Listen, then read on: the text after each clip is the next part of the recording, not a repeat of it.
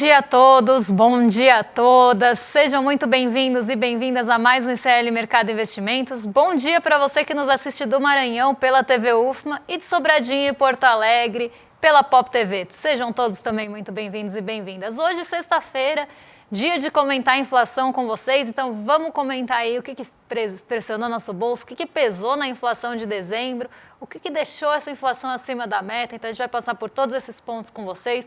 Vamos falar também da consultoria internacional que descartou ou colocou ali o Brasil como um possível país que vai dar a volta por cima em 2025, descartando o risco fiscal. Vamos tratar todos esses assuntos com vocês, vamos comentar sobre o financiamento imobiliário da Caixa, que acabou mudando algumas regras e aumentando também a taxa de juros.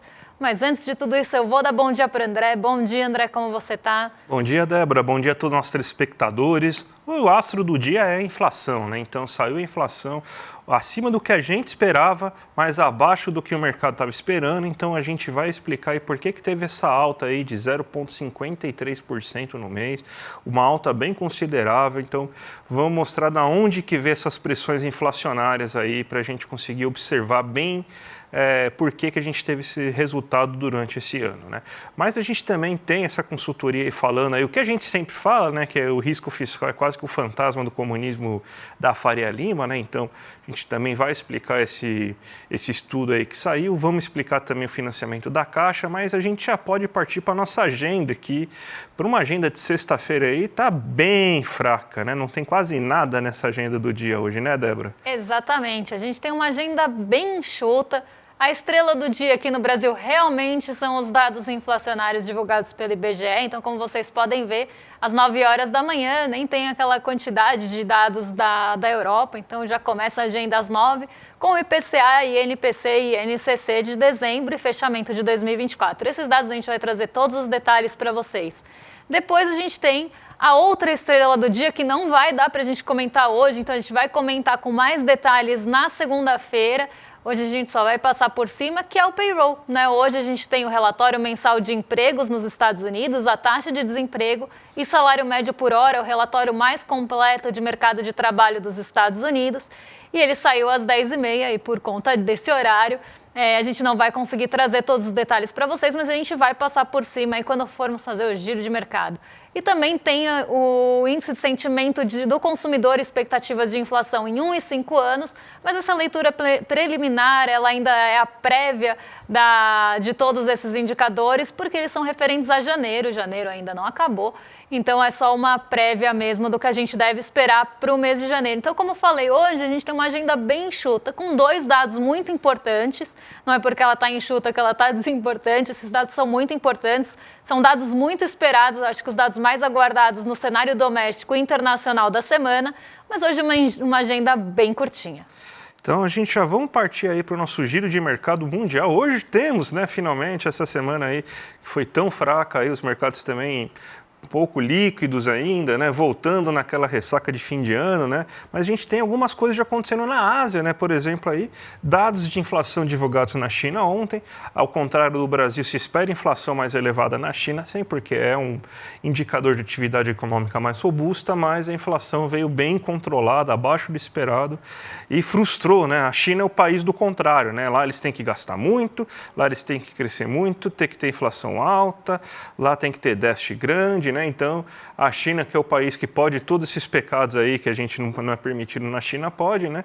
E isso aí influenciou bastante os mercados asiáticos, né, Débora? O que está acontecendo aí com Xangai Composto, Hang Seng, aí? O que aconteceu aí nesses mercados asiáticos, Débora? Todos foram pro negativo essa madrugada, André, e quem está em casa, porque justamente a gente teve a divulgação dos dados de inflação da China, tanto ao consumidor quanto ao produtor, e eles acabaram decepcionando por lá. A China teve uma alta pequena aí no mês de dezembro, então não veio uma inflação como se esperava, uma inflação mais puxada, uma inflação mais para cima, ela veio abaixo do que se esperava e na comparação anual também acabou mostrando que não teve o ritmo que se esperava de inflação. E por que isso preocupa lá na China? Justamente por ser um indicador que pode ser que o ritmo de crescimento ou o ritmo econômico, da atividade econômica chinesa, não fique ali dentro também do que se espera, pode ficar aquém do esperado. Então isso aumentou as preocupações em relação ao ritmo da economia chinesa.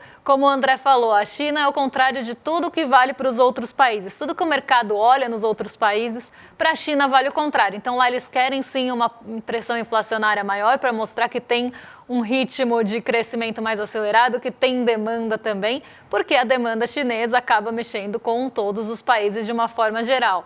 Então se espera esse tipo de posicionamento. Por lá também se esperam estímulos, né? Então toda vez que sai uma notícia de estímulos, ela é bem recebida pelo mercado financeiro. Então a China falar que vai ter uma expansão fiscal, que vai gastar mais, que vai aumentar o teto da dívida, normalmente são notícias bem recebidas no mercado. Mas hoje a gente teve essa notícia mais decepcionante, eu diria, da China em relação à sua inflação estar muito contida, tá? Em relação também ao ano anterior, mostrando até desaceleração. Então hoje o Xangai Composto ele acabou ficando no terreno negativo, vou usar ele de exemplo, porque foi um índice que acabou liderando as perdas na Ásia, então ele caiu 1,33%, mas não foi diferente para o Hang não foi diferente para o Nikkei 225. A Ásia como um todo foi em bloco para o terreno negativo, justamente por conta dessa decepção. E agora o mercado continua monitorando a possibilidade de novos estímulos lá na China. Então, a grande expectativa é que com esses dados sendo divulgados, o governo chinês passe a ter ali um estímulo mais forte na economia chinesa durante esse ano para cumprir a meta de crescimento também por lá. Vamos falar agora do Brasilzão, porque o dado mais esperado é justamente a inflação, né? Uma alta de 0,52% em dezembro, o acumulado no ano fecha em 4,83%. E parabéns, Campos Neto, você conseguiu terceira quebra aí de resultado. Aí você conseguiu em 3 anos, além de ser 3 vezes o melhor presidente do Banco Central, ele também conseguiu em 3 anos estourar a meta, né? Então, é um feito para poucos aí. Primeiro presidente do Banco Central da história aí, desde o começo do Plano Real, desde que as metas foram estabelecidas, que conseguiu isso. Então, uma salva de palmas, Campos Neto aí, por você conseguir essa façanha aí. É para poucos mesmo assim conseguir entregar 3 anos aí a inflação acima da meta, né? Mas vamos ver então, começar a analisar essa inflação aí, tintim por tintim aqui, o que aconteceu. Se a gente for observar, a inflação deu uma acelerada entre novembro e dezembro, mesmo com os índices que a gente estava observando, se a gente for pegar IGPM, se a gente for pegar IGPDI, se a gente for pegar cesta básica, IPCA 15, a gente tem então uma surpresa, porque a gente vê que estava em 0,39, vai para 0,52, abaixo do que estava no passado, 0,56, e você estava vendo todos os índices na casa do 0,2 a 0,3. Isso aí, então, eu estava esperando, principalmente, que você não tivesse uma coisa muito longe disso. Mas você teve, então, essa surpresa, e a gente vai explicar de onde que veio essa surpresa aí, porque os outros índices anteriores não captaram uma série de coisas que começaram a ser captadas aí nesse índice agora.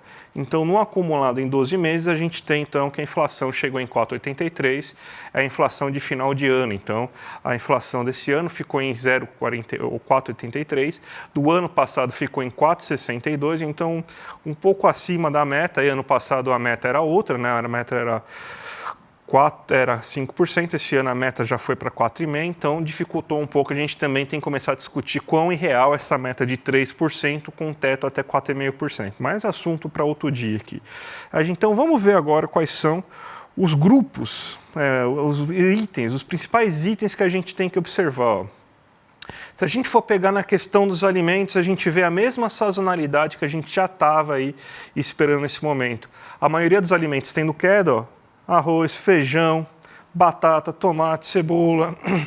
Então a gente vê aí que você tem que basicamente os itens de hortifruti, tirando aí as hortaliças tiveram uma alta, as frutas também tiveram leve alta, assim, até por causa da questão de sazonalidade, né?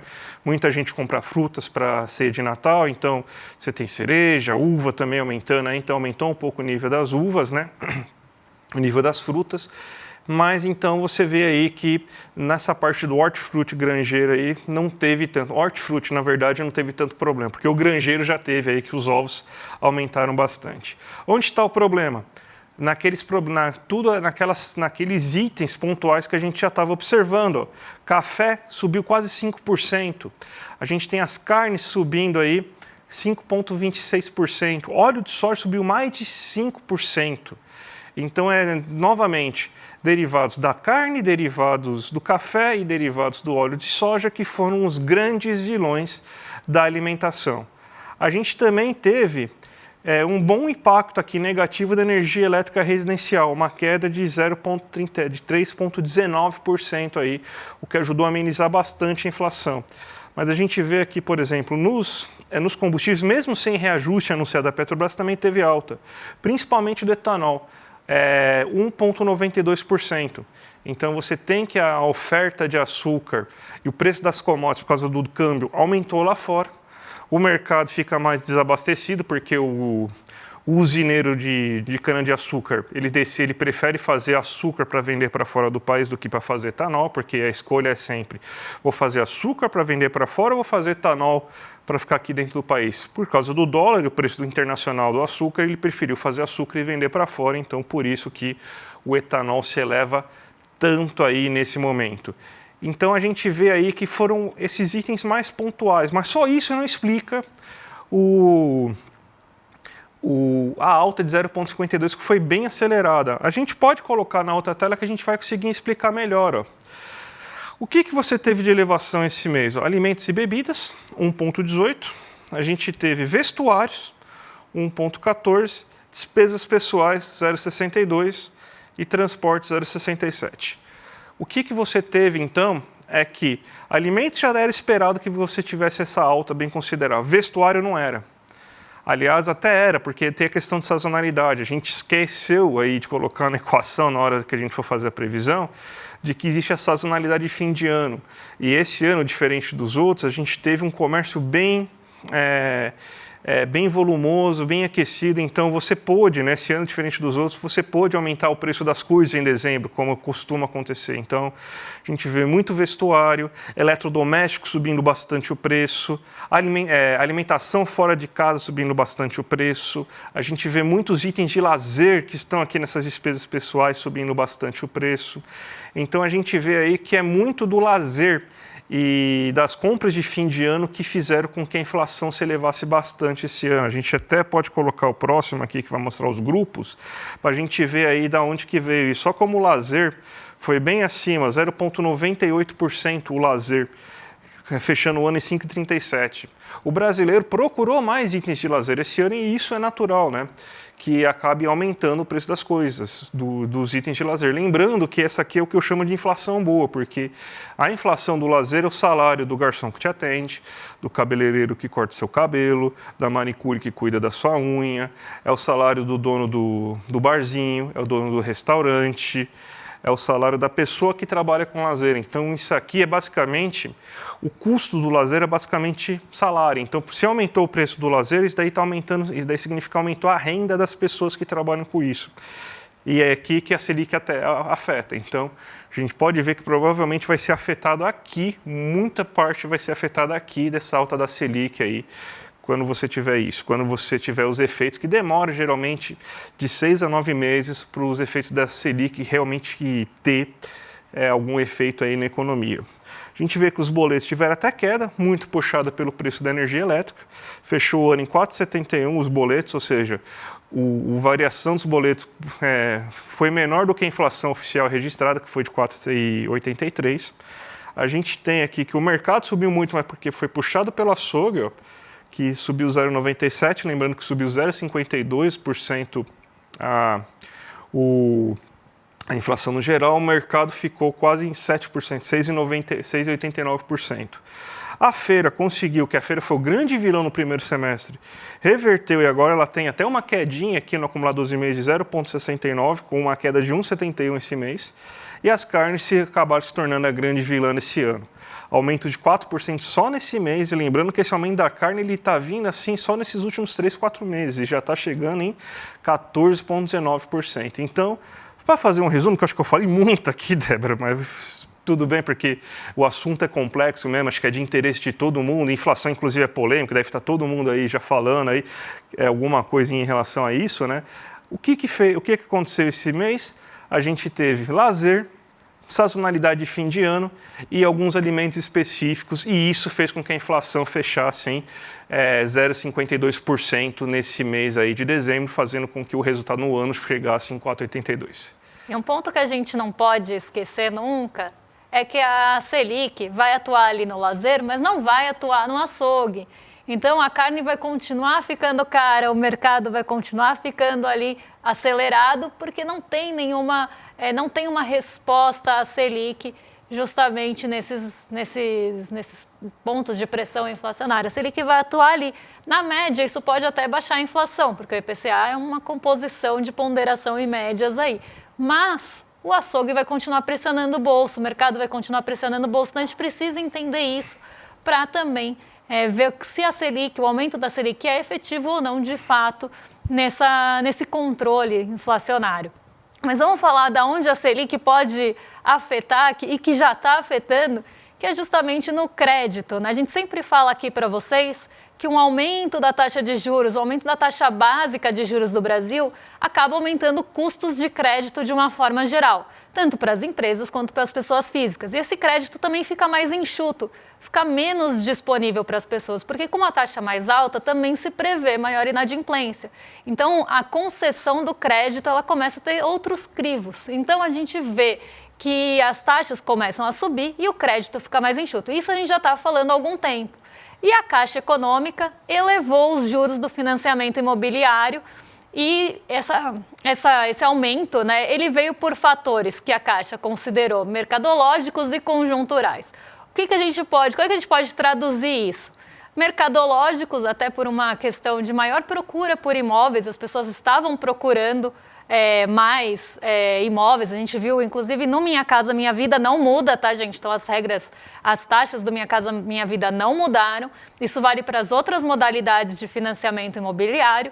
Mas aqui o que a gente via acontecendo, né? Uma maior procura no financiamento imobiliário, só que essa procura também deve começar a ficar um pouco mais contida com as taxas de juros. Por quê? Esses fatores conjunturais, né, e a gente pode explicar bastante isso pelo aumento da taxa de juros, expectativas de juros futuros também aumentando, isso também acaba aumentando as taxas de juros cobradas hoje. Então a Caixa, ela revisou essas taxas para cima. Isso deve dificultar o acesso ao financiamento, porque vai encarecer o financiamento. Então, vamos ver aqui o que mudou de fato, né, como era e o que ficou de novidade aí. Essas mudanças, elas já tinham acontecido no ano passado, tá? No fim do ano passado, a Caixa já tinha feito algumas mudanças no financiamento imobiliário, no limite dos empréstimos feitos com o SBPE, né, que é o Sistema Brasileiro... agora esqueci o que é o PEI especiais, gente, eu esqueci, que é o financiamento mais comum aí, né? Então passou a financiar a compra e a construção individual de imóveis com valor de avaliação ou de compra e venda limitado a 1,5 milhão, e antes não tinha limite para fazer o financiamento pelo SBPE. E também teve a redução das cotas de financiamento. O banco passou a financiar 70% do valor do imóvel pelo saque, que até então poderia ser aí de 80%. Pelo Price, né, que são as duas formas de amortização do empréstimo, a constante e a Price, ela passa a ser aí 50% do valor de imóvel e antes era 70%. Então você precisa dar uma entrada maior no seu imóvel para conseguir financiar hoje em dia. E também tem o limite aí dos empréstimos até 1,5 milhão pela SBPE. Mas não é só isso. Essa mudança veio no ano passado. Então isso já estava vigente. Agora a gente tem o aumento da taxa de juros. Então vamos ver o que mudou também desse aumento. Como era a taxa de juros até o comecinho desse ano? A linha de crédito corrigida pela TR, né, a taxa referencial, mais 8,99. E agora, mais 8,99 a 9,99. Agora é TR mais 10,99 a 11,49. Podendo chegar ali para esses imóveis até 1,5 milhão, então pela SBPE, e podendo chegar aí até 12% ao ano se forem em valores superiores a 1,5 milhão. Então a gente vê que as taxas de juros estão maiores do que estavam no ano passado. Por quê? Porque as taxas básicas elas estão subindo, as expectativas para o futuro também. Então isso acaba impactando as taxas de juros como um todo. E por isso que a gente fala que esse aumento da Selic, ele mexe nos custos de crédito, não só realmente para a pessoa jurídica, se a gente for pensar nas empresas, isso vai dificultar também esse lado da produção, vai dificultar também esse lado das expectativas, mas para nós aqui, pessoas físicas, também vai encarecer os custos de crédito. Os outros bancos a gente já estava vendo essa taxa de juros subindo, mas agora a taxa também fez essa revisão. E a gente trouxe aqui uma simulação para vocês, para a gente entender, de fato, o que muda? Essa simulação é do G1, tá? Não sei se vai dar para ler, porque ficou pequenininho, então eu vou resumir aqui para vocês. Como era antes? Com uma taxa de 10,16, a primeira prestação ficaria em R$ 5.554,80 e a última prestação, pelo sistema de amortização constante, o sistema SAC, a última prestação chegaria em R$ 1.425,13, com o custo total aí de um imóvel financiado em R$ 1.278.740. Como fica agora? A taxa de 10,76, uma diferença de 0,6 ponto percentual. Primeira prestação fica 5.835, a última fica 4.225,76, não muda muito. E o valor total no final ali fica 59 mil mais caro, o valor aí de 1.338. Pela Price, né, a Price ela acaba normalmente financiando imóveis até mais caros, ela tem algumas limitações, você precisa dar mais entrada, mas como era? A taxa de 10,16 que iria para 10,76 e no final, não vou nem falar muito das parcelas aqui, porque na Price isso faz menos diferença, mas aqui o custo total ficaria em 1.574.743 e depois do aumento da taxa, 1.699.118. Então isso dá uma diferença aí de R$ 1.425. Então aqui, né, a gente vê que vai ter um impacto também lá no final, né, aqui na verdade vai ter um impacto no final, inclusive tem simulações que mostram um impacto ainda maior, tá? Um impacto de R$100 mil lá no valor total, justamente porque a taxa fica mais alta. Aqui é a modalidade de poupança, a Caixa tem uma outra modalidade que fica ainda maior, essa diferença da taxa anterior para a taxa nova. Então aqui a gente vê que isso já está começando sim a impactar no bolso, então os custos de crédito também já estão dificultando tanto o acesso, porque não só você vai ter que dar uma entrada maior já pelas regras do ano passado, uma entrada maior, como agora também a taxa vai ficar mais alta. E aí a gente começa a ver a taxa de juros realmente sufocando alguns pontos que estavam mais aquecidos, né? Então, a taxa de juros vai cumprir ali a taxa de juros mais alta vai cumprir o que o mercado gostaria, né? Sufocar lazer, sufocar ali as coisas que vêm, talvez aí um aumento via crédito, né? Porque você enxuga o crédito. Então, está aí um dos reflexos da taxa de juros, que não é melhorar o preço da carne nem a inflação, mas sufocar alguns setores urbanos da nossa economia. E tudo isso graças a um risco fiscal que eles estão alegando e que, inclusive, uma consultoria aqui é de Hong Kong, se não me engano, qual que é o nome da consultoria? Gavical Research. Fala aí que o risco fiscal é bem ameno, que quase não existe risco fiscal, né? E que basicamente o problema da dívida bruta brasileira é que ela está aumentando, porque está aumentando a taxa de juros. Nossa, descobriram um ouro, né? Para quem vê o nosso programa aqui há tanto tempo, já sabe aí que a gente está falando aí que a dívida líquida está estável, porque a gente está conseguindo sempre um resultado fiscal bem equilibrado. Não estou nem entrando no mérito se isso é bom ou ruim, né? A gente é contra essa política mais austera, acho que podia gastar mais aí, conseguir gerar melhores resultados, mas na lógica do mercado isso aí é bom, né, para eles, mas mesmo assim eles escolheram outro medidor aí fiscal aí agora, a dívida bruta, e aumenta essa dívida bruta porque aumenta a taxa Selic. Então, a gente está com risco fiscal muito elevado, então tem que aumentar a Selic aí como prêmio. Mas aumentar a Selic vai aumentar a dívida bruta. Daí vem aquele círculo vicioso e é justamente o que está alegando, né, essa consultoria aí. E está sendo bem menos alarmista, falando aí que Você tem, então, um belo cenário para crescimento econômico nesse próximo ano, que você tem que a questão fiscal ela é bem relevante aí se pensar no resto dos outros indicadores macroeconômicos, né?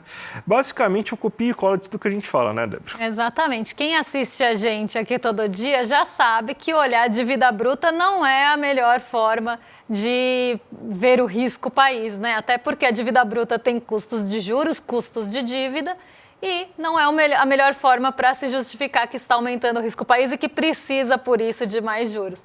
Porque senão a gente tem aumento de juros que vai alimentar o aumento da dívida bruta. Mas como a dívida líquida está um pouco mais estável, o mercado precisa de uma outra desculpinha para justificar o seu risco fiscal que só existe aí na cabeça deles. Débora, você viu hoje o N1? Viu o N1? Nossa, quanta novidade, hein, gente? Olha... programa novo aí da Juliana Baroni, você tem aí o Rodrigo Viana pegando também programação nova aí, mudanças no Desperta, muita coisa nova aconteceu. 2024 foi um ano de muito desafio, a gente cresceu muito aí, a gente teve que basicamente defender nossa democracia mais um pouco e 2025 já começa acalorado, né? Porque a gente já tem o Zuckerberg entrando aí na dança aí da ultra extrema direita, então vai ser um ano complicado, mas a gente está aqui pronto, preparado aí, a gente não vai se calar com essas injustiças. Então a gente hoje está chamando vocês para fazer parte aí, para lutar com a gente nesse ano de 2025. Ó. A gente tem então agora a nossa própria rede social, para um ambiente sem ódio aí, que o Eduardo já explicou muito melhor o que estava acontecendo aí. Para quem se inscrever aí hoje, vai ter um monte de produto aqui, ó. Essa canequinha aqui que vocês vão receber, eu vou até deixar meu tablet aqui do lado, ó. Tem essa canequinha aqui, essas pulseirinhas aqui também do ICL, aqui, ó, aqui para essa câmera aqui. Tem um monte de livro, ó. Eduardo Moreira, Primeira Intenção, a gente tem aqui o Paradoxo da Escolha, a gente tem o livro do Gessé Souza, aí, O Pobre de Direito, então um monte de brinde. Quer aproveitar tudo isso, gente? Vira membro solidário a partir desse dia de hoje aí, aquele que é o membro que você ajuda a dar uma bolsa também para uma outra pessoa, então acesse o icl.com.br aí e a gente vai até passar um vídeo aí para vocês verem aí tudo que a gente estava falando, gente.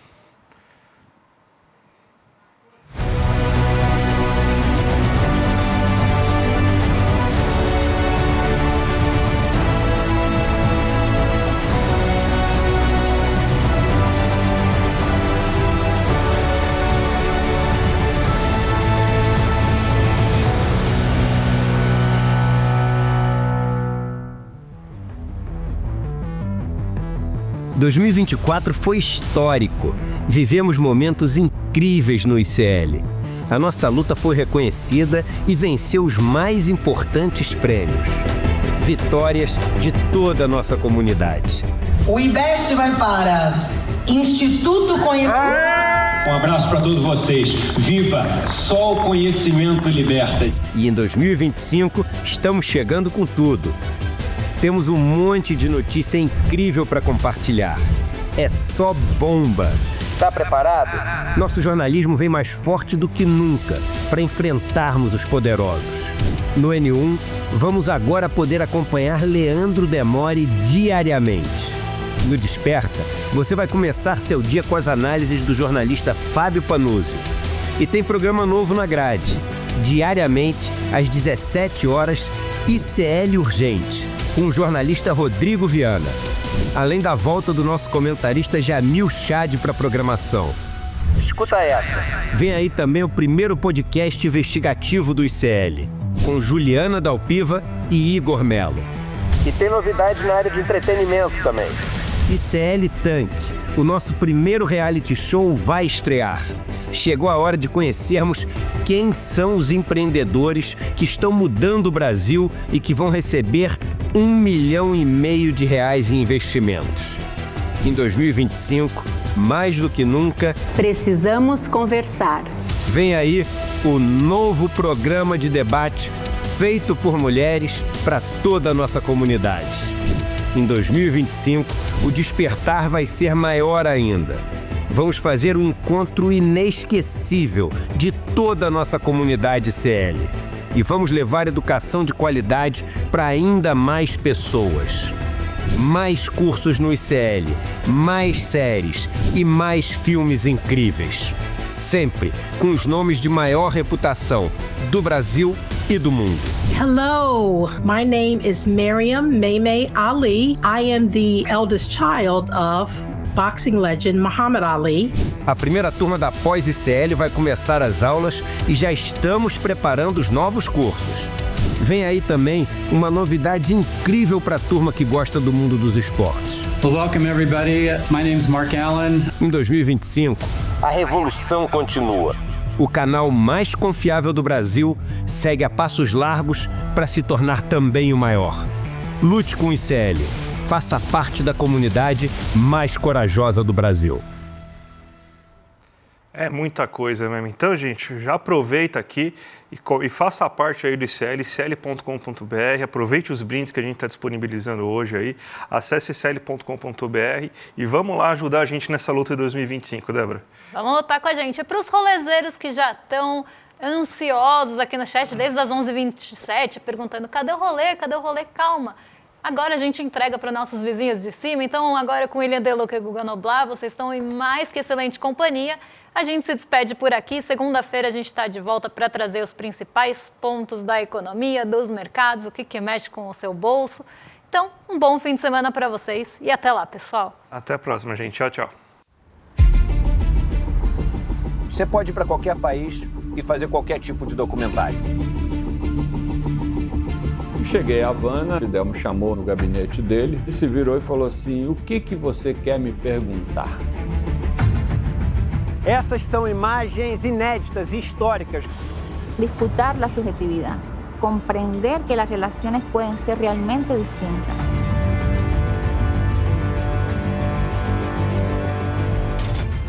Siempre se habla de los que se van de Cuba, pero no se habla de la mayoría, que son los que se quedan viviendo en Cuba. Porque nosotros tenemos una cultura de la resistencia y de la emancipación, pero hemos generado una cultura de la solidaridad. ¡Patria o muerte! El verdadero revolucionario tiene que tener una gran capacidad para amar, porque si no tienes esa capacidad para amar, tú no puedes entregar tu vida a una causa. Un 30% de las medidas que Estados Unidos impone a Cuba se le impone a cualquier país latinoamericano y no hay gobierno que aguante.